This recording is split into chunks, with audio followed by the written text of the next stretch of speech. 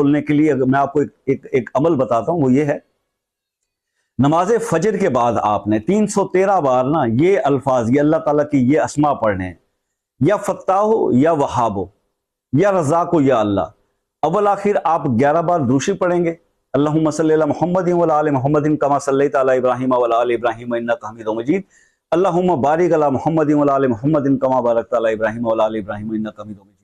ये दरूद इब्राहिमी 11 बार पहले 11 बार बाद में, और 313 बार ये अल्लाह के अस्मा जो आपने पढ़ने हैं, या फत्ताह हो या वहाब हो या रज़ाक हो या अल्लाह। उसके बाद नमाज इशा के बाद, नमाज इशा ये पहला स्टेप आपका इस अमल का, ये नमाज इशा पढ़ने के बाद आपने वहीं पे बैठे बैठे 41 टाइम्स हस्बुनल्लाह व निअमल वकील, हस्बुनल्लाह व निअमल वकील, हस्बुनल्लाह व निअमल वकील, ये 41 टाइम्स 41 बार पढ़कर अव्वल आखिर एक बार दूसरी पढ़ लीजिएगा। हाथ पर फूंक मारकर अपने चेहरे पर, अपने जिस्म पर आपने मल लेना है। ये इशा के बाद करना है। 21 दिन ये अमल करें, इंशाअल्लाह रिज़्क़ के सारे बंद